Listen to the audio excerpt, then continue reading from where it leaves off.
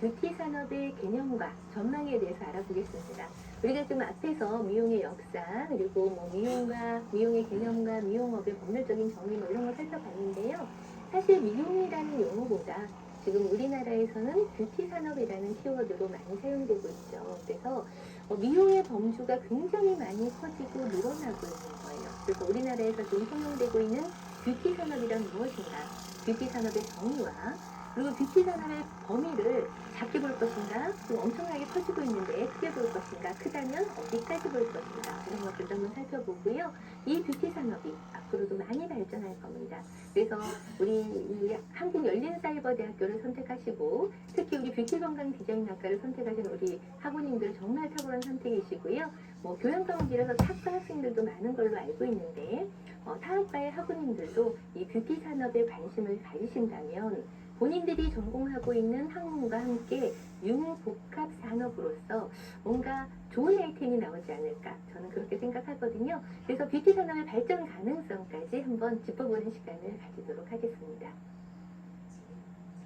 자, 뷰티 산업 관련 직업에 무엇이 있을까요? 앞에서 봤을 때 우리 이용사 및 미용사법에서 미용사라는 직업이 있었는데요. 사실 지금 어디 가서 미용사 찾으면 없습니다. 미용사는 없고요. 예, 어떤 이름들이 보이냐면 많은 이제 키워드들이 나올 겁니다. 피부관리사, 예, 미용사 중에서 피부를 관리하시는 분, 모발 염색 전문가, 헤어 디자이너, 뭐 이렇게 이야기들을 하지요. 분장 미술가, 그래서 메이크업 하시는 분들을 메이크업 아티스트, 분장 미술가 이렇게 얘기하고요. 또 네일도 하나의 업종으로 분류돼서 네일 아티스트 이런 거 들었을 것이고, 지금 이야기한 모든 것들을 상담해주고 케어해주는 토탈 뷰티 코디네이터, 이런 업종들이 있습니다. 그리고 이러한 살롱들을 또는 샵을 경영하시는 살롱 경영자가 있을 것이고요. 또 몇 년 전부터는 우리나라에 맞춤형 화장품 조제관리사법이 도입이 돼서 2020년 3월부터인가요?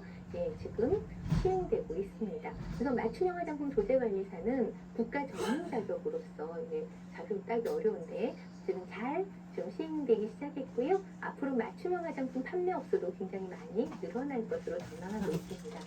자, 뷰티 라이브 커머스 셀러 뭔가요? 뷰티 쪽에 라이브 커머스로 이제 요새 그 홈쇼핑의 그 쇼호스트들을 떠나서 이제 라이브로 이 라이브 커머스를 하는 사람들, 뭔가를 파는 사람들을 셀러라고 하는데요.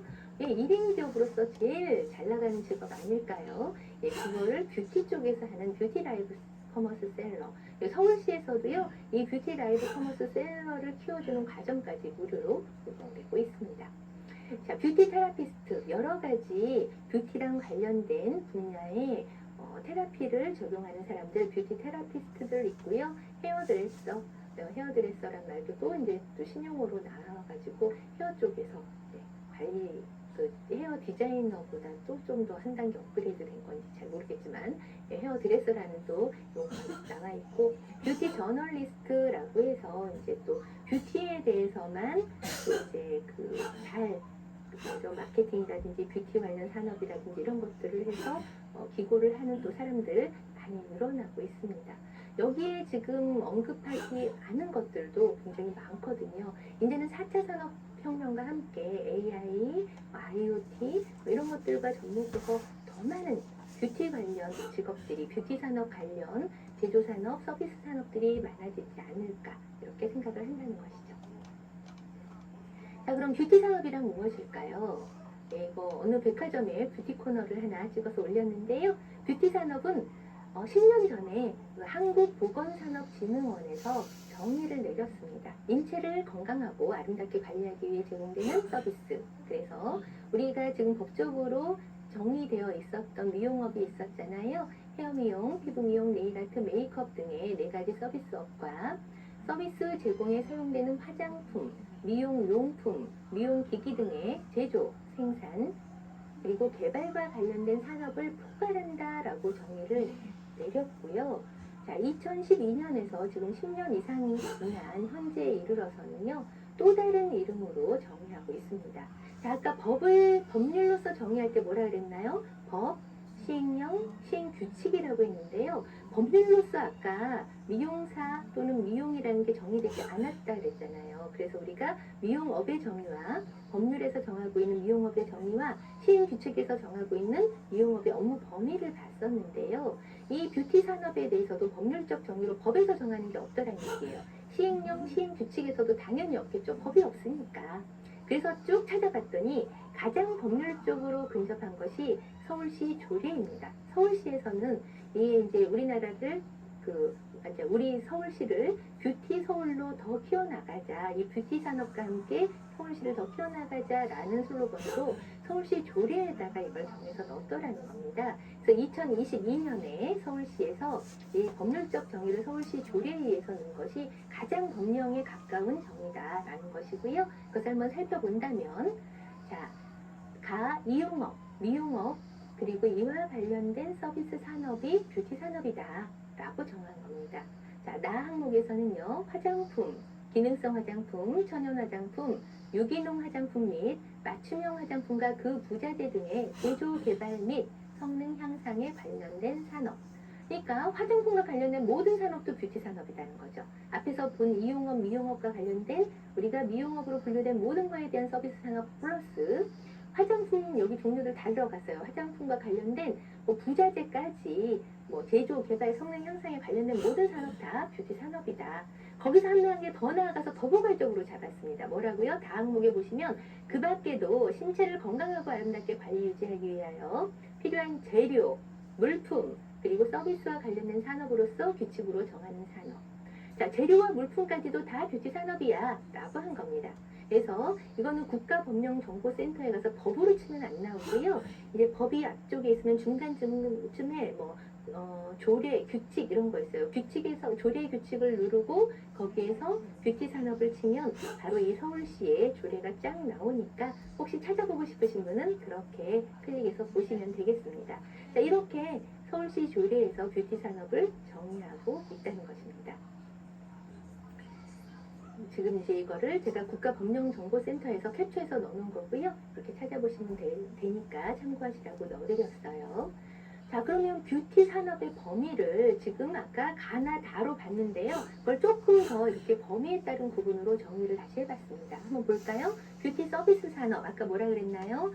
헤어 쪽, 피부 쪽, 네일 쪽, 메이크업 쪽에서 인체를 건강하고 아름답게 하기 위해서 제공되는 서비스 관련 산업 모두 이것을 뷰티 서비스 산업이라고 합니다.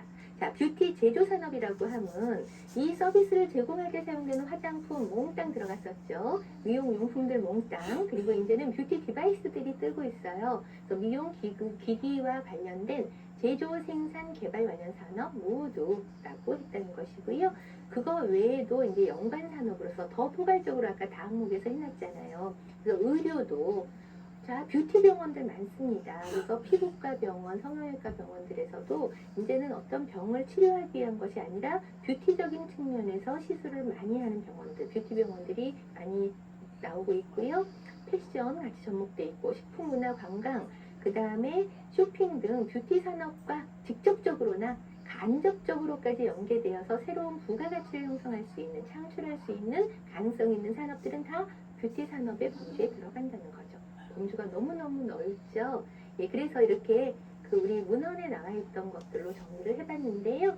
자, 서울시에서는 그러면 이 뷰티 산업을 어떻게 정책을 추진하고 있는가 한번 최근에 자료 발표한 보도 자료를 가지고 제가 정리를 해봤습니다. 했더니 서울시는 인체 및 정신을 아름답고 건강하게 관리하기 위해서 제공되는 서비스를 모두 다, 그리고 이 부가가치를 창출하는 일련의 산업을 모두 다 뷰티 산업이라고 정의하면서 이걸 도식도를 만들어 놓은 거예요. 보도 자료에 보니까. 그래서 보시면 서울시 경제정책실의 보도 자료에 나옵니다. 여기에 제가 링크를 해놨으니까 링크를 올려놔 드렸으니까 그걸 보시면 되겠고요. 잠깐만요. 자, 이 도식도를 보시면 뷰티 산업을 협의적으로 봤을 때 화장품 제조 도소매와 임의용 서비스다라고 아까 얘기했는데 거기서 좀 더 범주를 늘렸죠. 그래서 패션과 뷰티테크 기기까지 다 포함한다. 그러더니 더 넓혀서 어떻게 했다고요? 문화관광 디자인 접목해서 아까 뭐 패션, 문화 막 이렇게 다 접목한다 그랬는데 K-팝 드라마와 영화, 디자인, 전통문화, 뭐 음식까지, 식품까지 다 해서 이렇게 커다랗게 범주를 정했다는 겁니다. 그리고 서울시에서 이제 지역이 우리가 홍대에서 젊은이들이 많이 움직이잖아요. 그 다음에 동대문의 DDP, 그리고 또 명동, 종로, 강남 이렇게 해서 이 많은 지역적인 자원들을 포괄해서 결국은 이 서울시를 감성 도시로서 브랜딩하자라고 하면서 관광을 활성화시켜서 수출을 증대할 수 있는 방향으로 서울시의 뷰티 정책을 추진해 나가자라고 이야기를 하고 있는 겁니다. 그러면 이제 지금까지 얘기했던 것, 아주 작은 범주로는 화장품 제조업과 도소매, 그리고 아까 얘기한 뷰티 서비스 산업이라고 하는 임용 서비스, 이것들이 협의의 뷰티 산업이라면 광의로는 이 협의의 플러스 뷰티테크, 기기와 그 다음에 패션, 의류, 액세서리까지를 포괄적으로 서울시는 보고 있구나. 그리고 최광의로서는 거기에 문화, 공연예술, 디자인을 접목한 문화와 관광도시, 서울을 뷰티 관광도시로서 해서 여행, 숙박, 성형, 피부, 이 의료 관광까지 해서 이 웰니스 산업으로 끌고 나가자라고 보고 있다는 것이죠. 그렇다면 앞으로 서울시뿐만이 아니라 또 각각 지자체들에서 보면요, 뷰티를 표방하고 뷰티를 활성화시키고자 하는 지자체들이 굉장히 많습니다. 그래서 우리 학우님들이 어느 곳에 계시더라도 가까이에 있는 뷰티 산업을 지원하는 그 지자체와 함께 이 광의적인 면에서의 뷰티 산업 너무너무 포괄적이잖아요. 어느 분야에 있는 학우님들이라도 여기 한국 지식은 물릴 수 있을 것이라고 생각이 됩니다. 그렇게 해서 연계해서 뷰티 산업 쪽으로 뭔가를 성공하려고 계획을 세워보시면 어떨까 그런 생각을 하고 있습니다. 자, 그래서 이제 지금까지 얘기한 그럼 어떻게 발전할 것인가 발전 가능성을 한번 또 정리해보고 시간을 마치도록 하려고 해요. 그래서 이 뷰티 산업은 발전 가능성을 봤더니 성장 잠재력이 엄청 높은 산업이다. 지금까지 얘기 들으신 걸로 그렇게 공감이 되시나요? 그래서 웰빙을 지향하고 앞으로의 소비 성향이 감성 소비로 가기 때문에 이러한 새로운 소비 트렌드와 결합해서 급속하게 성장하고 있는 신성장 산업이라고 할 수 있다라는 것이고요. 제조뿐만이 아니라 제조 플러스 서비스 같이 해서 융복합으로 연계 활성화돼서 커다란 부가가치를 창출할 수 있는 가능성을 가진 분야다라는 것이죠. 우리 이번 주차 맨 앞에서부터 살펴본 본능설, 인간 본연의 욕구는 뭐예요? 미를 대상으로 하고 아름다움을 추구한다는 것. 그러한 특성 때문에 이 산업은, 이 뷰티 산업은 예나 지금이나 앞으로도 점점 발전하면 발전하지 퇴화하지는 않을 것이다, 쇠퇴하지는 않을 것이다 라고 본다는 것입니다. 자, 그래서 두 번째 발전 가능성, 경제적 파급 효과가 큰 산업이라는 것이에요. 그래서 타 산업 대비해서 부가가치가 아까 크게 유발될 수 있는 산업이다. 그러하니 경제적인 기여도가 클 것이다 라고 했는데요. 문제점이 하나 있습니다. 높은 영세성과 고용 안정성 취약이라는 거예요. 취약한 부분이 높은 영세성. 미용실 한번 생각해 보세요. 우리나라에 미용실이 몇 개나 있을까요? 우리나라의 미용실이 지금 현재 한 10만 개쯤 있다고 합니다. 예전에 뭐 몇만 개였는데요. 점점 이제 직원을 여러 명 두고 하는 큰 샵들에서 점점 소규모화되고 있어요. 그래서 1인 미용실들도 굉장히 많고요. 있어봤자 직원 몇 명 안 되는 소형 샵들이 굉장히 많습니다. 그런데 우리나라의 화장품 회사는 몇 개나 될까요? 화장품 회사가요, 한 15년 전만 하더라도, 그러니까 2000년대 초중반만 하더라도 화장품 회사는 한 600여 개 이렇게 이야기했습니다. 1000개가 안 됐었어요. 그러다가 2010년대 넘어가면서 화장품 회사들이 급속도로 많아지기 시작합니다. 몇천 개로 늘어나서 너무너무 많아졌어 라고 이야기했는데요. 지금 2022년 넘어서 2023년 이렇게 가는 지금 현대에 와서 몇 개나 됐을까요? 화장품 회사가 K뷰티의 그 붐을 거쳐오면서 우리 화장품은 몇만 개가 되는 겁니다. 그래서 2만 몇천 개까지 체크했었고 3만 개 가까이 된다라는 얘기까지 제가 들었거든요. 그럼 지금 현재는 몇 개나 될까? 또 우리 학우님들이 한번 체크해 보시면 좋을 것 같습니다. 그러다 보니 화장품 회사도요, 예전 같으면 화장품 회사를 만들려면 화장품 라인이 있어야 돼. 그래서 크림을 만드는 라인 또는 이 화장수를 만드는 라인, 또 색조 화장품까지 만들 수 있으면 좋겠어. 그래갖고 여러 개의 라인에 많은 제품들이 대중화되게 나와야 되는 큰 공장이 있어야 됐다면 점점 소량화가 되면서 그 품종이 다양해지고 숫자는 작게 나오게 되는 거예요. 그러면서 그 중에서 뭔가만 하나 히트친다면, 자, 우리나라에서 화장품으로 히트친 거 딱 떠오르는 거 뭐 있으세요? 비비크림, 우리나라 거. 한스킨의 비비크림 엄청난 광풍을 일으켰었죠. 아주 오래전에. 그 다음 또 뭐가 있나요? 예, 우리 학우님들이 좀 생각 드실 만한 거, 예, 이렇게 쿠션 파운데이션. 네, 그래서 전동 파운데이션이요. 그거 나오면서 굉장히 히트를 쳤습니다. 또 뭐가 있을까요? 팩은 그냥 우리나라 팩이 많이 팔리긴 하지만 히트 상품은 아닌 것 같아요. 또 요새 많이 떠오르고 있는 것, 가히 있잖아요. 가히로 멀티밤이 이번에 새로 나온 거 아닙니다. 예전부터 멀티밤은 있었으나 떠오르지 못했어요. 그런데 이제는 이 마케팅과 힘입어서 또는 그 시대의 트렌드와 힘입어서 하나만 히트치면 그 회사는 그걸로 엄청난 부를 창출할 수 있는 거거든요. 여기 말하는 부가가치 유발 효과가 커진다는 얘기죠. 그래서 정말 뭐 아모레태평양처럼 또는 뭐 LG생활건강처럼 엄청나게 큰 공장과 엄청나게 많은 라인 연구원들을 갖추지 않더라도 작은 회사에서 아까 라이브 커머스 셀러 있었잖아요. 뷰티 라이브 커머스 셀러가 잘 팔면 그래서 딱 뜨기만 하면 엄청난 부가가치가 창출된단 말이죠. 그래서 많은 화장품 회사들이 생겨나고 있고, 그런데 문제는 그렇게 떠오르는 회사는 괜찮은데 떠오르지 못하면 영세성이 높다는 얘기입니다. 그게 취약하다는 것이고요. 고용 안정성, 그러다 보니 많은 직원을 거느리고 큰 회사가 운영되는 것이 아니라 마찬가지로 이 화장품 회사들도 혼자 1인 기업부터 시작해서 몇 명 안 되는 작은 이제 그 업장들이 많다는 것이죠. 그러나 앞으로도 이 화장품 산업도 뷰티 산업과 함께 지속적으로 성장할 것이니까 이렇게 국가적인 차원에서 또는 서울시에서 지자체에서 같이 성장할 수 있도록 잘 윈윈한다면 노동 집약적 산업으로서 인력 수요가 계속적으로 많아질 것으로 전망한다는 것이죠. 그래서 이 부분만 잘 타파해서 취약한 부분을 잘 개선해 나갈 수 있다면 경제적 파급 효과가 큰 고용 창출도 많이 할 수 있는 산업이라고 할 수 있겠습니다. 자, 세 번째 발전 가능성, 관광 상품으로 개발할 수 있다. 그리고 해외 진출이 용이하다. 자, 동남아 쪽의 모 국가에서는요, 우리나라 성형외과를 그대로 옮겨다 줘, 우리나라 피부과를 그대로 거기다 세팅해 줘, 이런 주문들이 많이 들어온다고 합니다. 왜? 이 K뷰티와 함께 또 한류 열풍 뭐 이렇게 해가지고 우리나라의 병원에 의료 관광 오지 않고 여기서 의사가 가서 일주일에 뭐 3일은 여기서 근무하고 3일은 거기 가서 근무하면서 한국에서와 똑같은 서비스를 제공한다면 이 사람들이 어떤 체류비나 경비 같은 것, 항공료 같은 걸 절감할 수 있잖아요.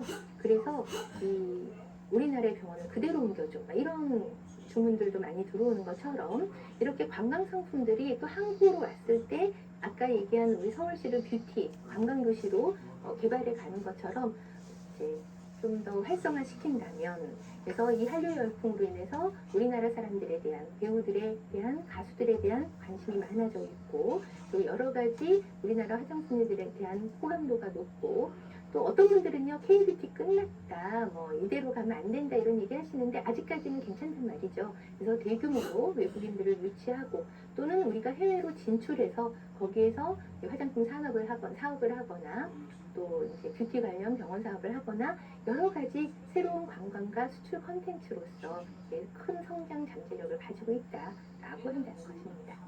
자, 마지막으로 인적 자원이 풍부하다. 우리나라 사람들 정말 훌륭하잖아요. 그래서 우리 뷰티 산업 종사자들이 해외에 나가서 상도 많이 받고요. 큰 국제대회 같은 데에서 또 아까 얘기한 대로 가서 샵을 열거나 뭔가를 서비스를 제공하면 굉장히 많은 고객들이 와서 일대에서 유명한 샵이 되거나 그러면서 한국 뷰티 산업에 대한 인지도가 높아지는 추세이기 때문에 하는 이런 우수한 인력들을 양성해서 해외 진출을 시키거나 또는 해외에서 우리나라 와서 교육을 받게 하거나 이런 것들로 인적 자원을 개발해 갈 수 있는 방안이 있다라는 겁니다. 아까 서울시 이야기를 좀 많이 했는데요. 서울시에서는 이거를 매년 이제 그 100명 또는 뭐 200명 이런 식으로 해서 그 전문 인재들을 창출하려고 해요. 그래서 아까 얘기했던 뷰티 라이브 커머스 셀러라든지 그 뷰티 마케팅, 뷰티 서비스 마케팅 전문가라든지 맞춤형 화장품 조제관리사 창업을 위한 그런 그 창업 과정이라든지 이런 것들을 막 열어서 지원을 해서 많은 사람들이 이 뷰티 산업 쪽에 우수한 인재로 커갈 수 있도록 지원을 하겠다는 것이죠. 이 인력적으로도 굉장히 많은 재정을 지원하고 있고요.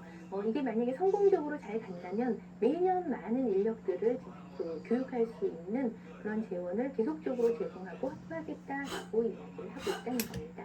그래서 앞에서 알려드린 그런 자료들도 좀 찾아보시고 나는 내가 지금 몸담고 있는 일 또는 내가 전공했던 일과 접목해서 무엇인가를 할 수 있는가 아니면 새로 정말 우리 이 뷰티 건강 디자인학과의 학생으로서 교육을 해가지고 미용사 종합면허를 받아서 뷰티 산업과 연계해서 무언가를 할 수 있을 것인가 이런 것들을 한번 연결해서 생각해 보셨으면 좋겠다 이런 마음으로 이번 시간 준비를 했던 겁니다. 그래서 3교시 뷰티 산업의 개념과 전망까지 살펴보는 시간을 가졌습니다. 이로써 3교시 수업도 마치도록 하겠습니다.